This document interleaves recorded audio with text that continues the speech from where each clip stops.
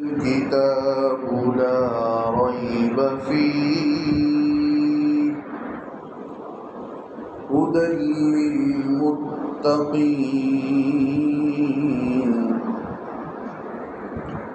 الذين يؤمنون بالغيب ويقيمون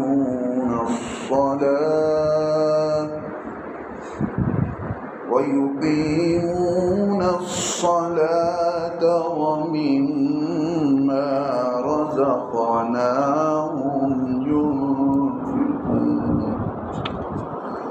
صدق اللہ مولانا العظیم.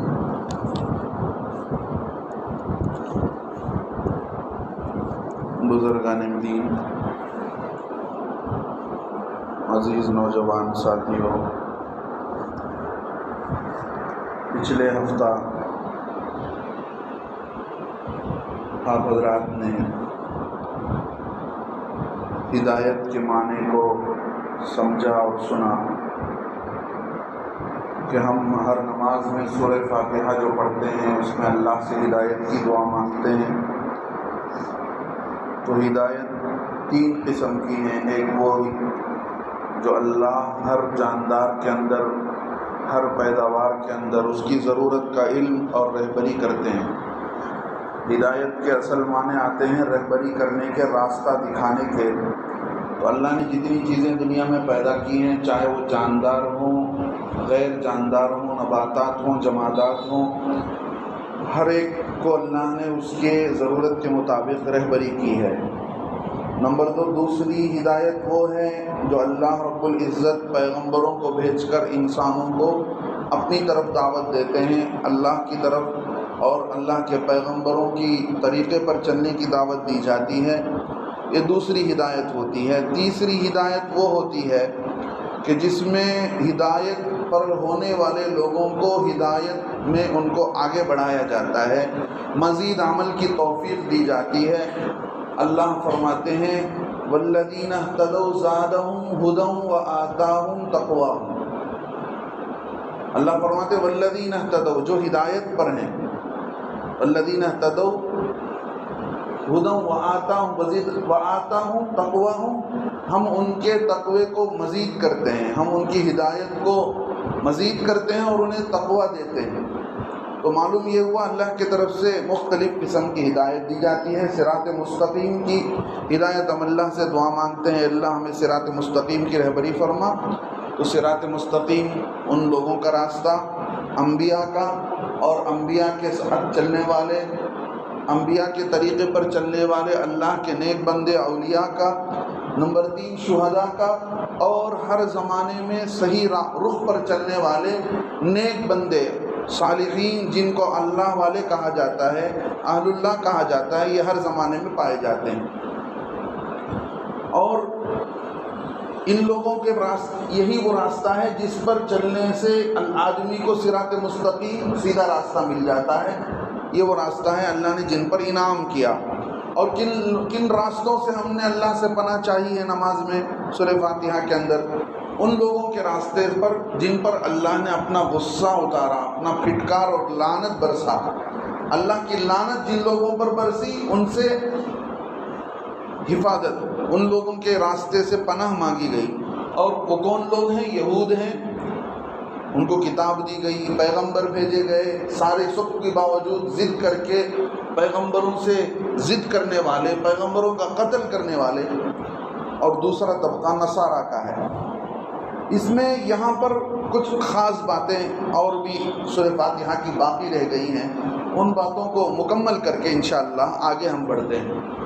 اب یہاں پر سب سے پہلے اللہ نے الحمد کا لفظ کہا ہے. الحمد کہتے ہیں تعریف کو. کس بات کی تعریف؟ الحمد کس بات کی تعریف کریں؟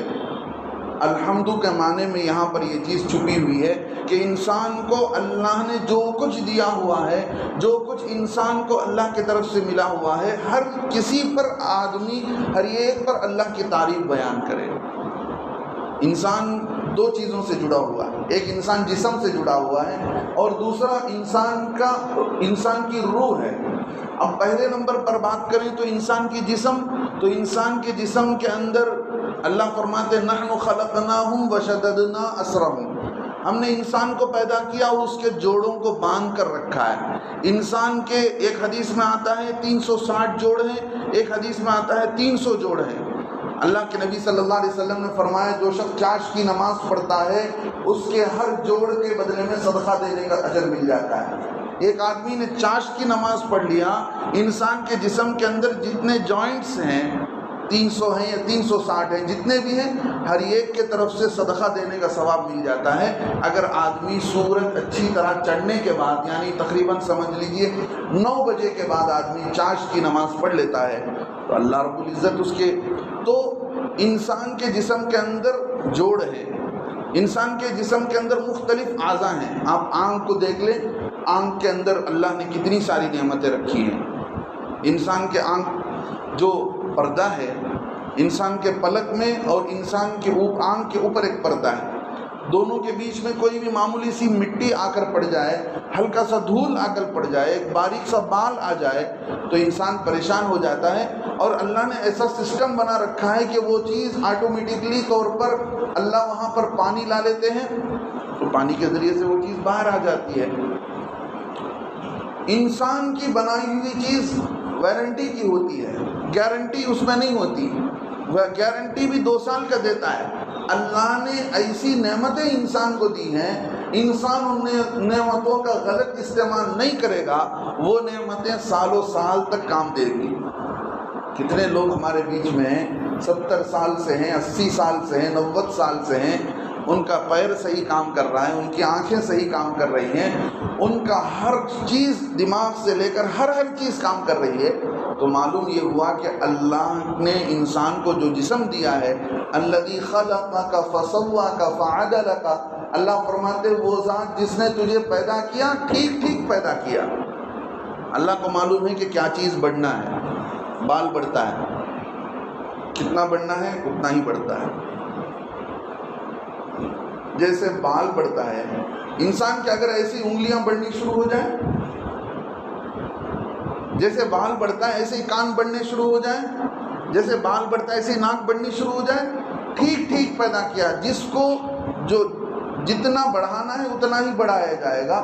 انسان کی قد و قامت، انسان کا قد بھی بڑھتا چلا جائے، کتنی تکلیف ہوگی کہ انسان کہاں جائے گا، کیسے جیے گا، کیسے رہے گا۔ تو انسان کو جو پیدا کیا ہے بالکل ٹھیک پیمانے پر ایک ایسا سانچہ بنایا اللہ رب العزت نے جس میں انسان اللہ ہی کی تعریف کر سکتا ہے، اللہ کے علاوہ کوئی ذات خدا کی تعریف کے قابل ہی نہیں۔ تو الحمد کے اندر ساری نعمتیں جو انسان کو دی گئی ہیں وہ ساری نعمتیں آ جاتی ہیں۔ اسی لیے حدیث میں فرمایا الحمدللہ، یہ جو ہے آدھے ترازو کو بھر دیتا ہے، آدھے ترازو کو بھر دیتا ہے۔ اور حتیٰ کہ فرمایا آدمی کو کوئی نعمت دی جاتی ہے، آدمی الحمدللہ کہتا ہے تو ایسا ہے جو اسے دی گئی ہے اس نے اس سے بہتر چیز واپس کر دیا۔ آپ کو اللہ نے کوئی چیز دیا، آپ اللہ کی شکریہ ادا کرتے ہوئے آپ نے الحمدللہ کہا، اس کا مطلب یہ ہے کہ اللہ سے دی ہوئی بہتر چیز آپ نے اللہ کو دے دیا۔ کیا مطلب؟ وہ چیز معمولی ہے اللہ کی تعریف کے مقابلے میں، اللہ کی تعریف کے مقابلے میں وہ چیز معمولی ہے۔ اسی لیے بتایا الحمدللہ کوئی آدمی کہتا ہے کسی نعمت کے ملنے پر اس نے ساری دنیا کی نعمتوں سے بہتر چیز دے دیا۔ ایک حدیث میں یہ مطلب، کیا مطلب؟ ساری دنیا کی نعمتوں سے بہتر چیز ایک اللہ کا نام لینا، ایک اللہ کی تعریف کرنا۔ اسی لیے حضرت شقیق رحمۃ اللہ علیہ اللہ کے بزرگ گزرے ہیں، وہ فرماتے ہیں اللہ رب العزت نعمت دیتا ہے تو انسان کو چاہیے کہ وہ نعمت لے کر یہ سوچے کہ یہ کس نے دیا ہے، اور اس نعمت کو استعمال کر کے کھا پینے کے بعد اللہ نے اس کے ذریعے انسان کے جسم میں جو طاقت دی ہے اس کو صحیح کاموں میں استعمال کرے۔ غلط جگہ پر استعمال کرنے سے آدمی ڈرتا رہے کہ اس کھلانے پلانے والے کی نعمت کو کھا پی کر آدمی اس کو غلط جگہ لگا رہا ہے۔ تو للہ، اللہ ہی کی تعریف کی جائے گی، اللہ کے علاوہ کسی دوسری کی تعریف نہیں کر سکتے آپ۔ دیکھیں انسان کی تعریف ہے، انسان کوئی بھی پاک نہیں ہے۔ اللہ فرماتے فلا تزکوا انفسکم، اپنے کو پاک مت سمجھو۔ کون کتنا پاک ہے، کون کتنا پاکیزہ ہے ہم جانتے ہیں۔ هو اعلم بمن اتقى، تم خود اپنے کو پاک مت سمجھو۔ هو اعلم بمن اتقى، وہ جانتا ہے کون کتنا متقی ہے، کون کتنا اللہ سے ڈرنے والا ہے۔ لہذا تعریف کسی انسان کی نہیں کریں گے، کس کی کریں گے؟ اللہ ہی کی کریں گے، رب العالمین جو سارے جہاں کا رب ہے۔ اور خود کی تعریف کر لینا بھی اللہ کو پسند نہیں ہے۔ آدمی اللہ خود اپنی تعریف کر لیتا ہے، بعض لوگوں کو بہت پسند آتا ہے کہ آدمی اپنی تعریف کر لے، یہ اللہ کو پسندیدہ چیز نہیں ہے۔ اب رب العالمین، رب ایسی ذات کو کہتے ہیں جس نے پیدا کیا ہو، جو اس چیز کا مالک ہو۔ دیکھیں دنیا کے اندر آپ کسی چیز کے مالک ہو سکتے ہیں، لیکن آپ انسانوں کے مالک نہیں ہو سکتے۔ آپ گھر کے مالک ہو سکتے ہیں، اس لیے کہ گھر آپ کے کنٹرول میں ہے، آپ نے خریدا ہے، آپ نے بنایا ہے، لیکن سارے جہاں کا پیدا کرنے والا رب کا لفظ کسی کو نہیں بولا جا سکتا۔ مثال کے طور پر کسی کا نام رکھنا بھی ہے تو عبد الرب کہیں گے۔ رب کے معنی آتے ہیں مالک کے، حقیقی مالک اللہ ہی ہے، اللہ کے علاوہ کوئی دوسرا مالک نہیں ہے۔ رب المال کہہ سکتے ہیں کہ یہ مال پیسے کا مالک ہے، رب البیت کہہ سکتے ہیں کہ یہ گھر کا مالک ہے، لیکن رب العالمین سارے جہاں کا مالک وہ ایک اللہ ہی کے لیے وہ چیز خاص ہے۔ اللہ کے علاوہ کسی غیر کو رب نہیں کہا جا سکتا ہے۔ اب یہاں پر دو چیز سمجھ لیجئے، اللہ سے دو ہم نے مانگا، ایاک نعبد، اے اللہ ہم تیری ہی عبادت کرتے ہیں۔ یہاں پر ایک بات سمجھ میں آ گئی کہ اللہ کے علاوہ کسی دوسرے کی عبادت نہیں کی جائے گی۔ جو کچھ نیک کام کیا جائے گا اللہ ہی کے لیے کیا جائے گا، لیکن آپ نیت دوسرے کی کر سکتے ہیں، اے اللہ میں تیرے لیے کر رہا ہوں لیکن اس کا ثواب محمد صلی اللہ علیہ وسلم کو پہنچا دے۔ دیکھیں بہت سارے لوگ کیا کرتے ہیں، بقرعید کے موقع پر یا کسی موقع پر حضرت اللہ کے نام سے کاٹ دو۔ بھائی اللہ کے نام سے ہی کاٹتے ہیں، لیکن اس کا ثواب اللہ کو پہنچتا نہیں ہے، اس لیے کہ اللہ خود ثواب دینے والے ہیں۔ تو اللہ رب العزت کے نام سے کاٹا جائے گا، بسم اللہ اللہ اکبر، لیکن اللہ کو ثواب نہیں پہنچتا ہے۔ لوگوں کو یہ بھی پتہ نہیں ہوتا ہے، اللہ کے نام سے کاٹ دو، ٹھیک ہے اللہ ہی کے نام سے کاٹتے ہیں، اللہ کے نام سے ثواب کس کو پہنچایا جائے گا؟ تو دنیا کے اندر آدمی منت مانگے یا کسی کو مختار سمجھے کہ اللہ ہی کی عبادت کریں گے، تو اللہ کے علاوہ کسی دوسرے کی عبادت نہیں کریں گے، تو ایسے ہی منت مانگتے ہیں بہت سارے لوگ، تو اللہ ہی کے نام پر منت مانگی جائے گی۔ اللہ نے قرآن کے اندر جگہ جگہ بتا دیا کہ لوگ بتوں کے نام پر منت مانگتے ہیں اور بتوں کے نام پر جانوروں کو قربان کرتے ہیں، آج بھی کر رہے ہیں۔ اللہ کے علاوہ بہت سارے لوگ بتوں کے نام پر جانور کو قربان کرتے ہیں، بتوں کے نام پر عبادتیں کر رہے ہیں۔ اللہ کو یہ چیز بالکل پسند نہیں ہے، لہذا جیسے عبادت اللہ کے لیے کی جائے گی تو عبادت کے اندر اللہ ہی سے سب کچھ لیا جائے گا، اللہ ہی کو مشکل کشا سمجھا جائے گا۔ اللہ کے علاوہ کوئی نبی کوئی ولی کسی کے مشکل کو ہٹا نہیں سکتا ہے، کسی کی ضرورت کو کام آ نہیں سکتا ہے، اللہ ہی اس چیز کو کرتے ہیں اور اللہ ہی کی مدد سے یہ چیز ہوتی ہے، اللہ کے علاوہ کسی دوسرے کی مدد سے اس میں شامل نہیں ہوتے۔ لہذا دیکھیے اللہ ایک جگہ فرماتے ہیں قرآن کے اندر فَاعْبُدْهُ وَتَوَكَّلْ عَلَيْهِ، اے نبی صلی اللہ علیہ وسلم اللہ ہی کی عبادت کیجیے اور اسی پر بھروسہ رکھیے۔ جس کی عبادت کرتے ہیں اسی پر آدمی کو بھروسہ رکھنا چاہیے۔ فَاتَّخِذْهُ وَكِيلًا لَا إِلَهَ إِلَّا هُوَ رَبُّ الْمَشْرِقِ وَالْمَغْرِبِ لَا إِلَهَ إِلَّا هُوَ، وہی مشرق اور مغرب کا بھی رب ہے، اس کے علاوہ کوئی رب نہیں ہے، کوئی خدا نہیں ہے۔ فَاتَّخِذْهُ وَكِيلًا، اسی کو تم اپنا وکیل بناؤ۔ کیا مطلب؟ کسی دوسرے کو مدد اللہ کے ساتھ پارٹنر مت کرو، کسی دوسرے کو اللہ کے ساتھ پارٹنر کر لینا یہ اللہ کو بھی پسند نہیں ہے، اور یہ بالکل ایمان کے خلاف ہے کہ آدمی جیسے اللہ فرماتے ایک جگہ قل هو الرحمن، اے نبی علیہ السلام آپ کہہ دیجئے وہی رحمان ہے، آمنا بھی، ہم اس پر ایمان لاتے ہیں، وعلیہ توکلنا، اسی پر ہم بھروسہ کرتے ہیں۔ تو مدد عبادت جس کی جائے گی، بھروسہ بھی اسی پر رکھا جائے گا، اسی کے ساتھ ہمارا پورا ذہن دل دماغ جڑیں گے کہ ہر چیز اسی کے قبضے قدرت میں ہے، وہی مالک ہے، وہی کرتا ہے، اس کے علاوہ کسی دوسرے کے ہاتھ میں کچھ بھی نہیں ہے، اللہ کے علاوہ دوسروں کے ساتھ کچھ بھی نہیں ہے۔ یہود و نصارہ جو تھے وہ اپنے علماء کی ہر بات پر عمل کرنے لگتے تھے۔ اللہ نے قرآن کے اندر آیتیں اتاری، اتخذوا احبارہم و رہبانہم اربابا، ان یہود و ان نصارہ نے کیا کیا؟ احبارہم و رہبانہم، اپنے علماء کو، اپنے پیشواؤں کو اربابا، خدا بنا لیا۔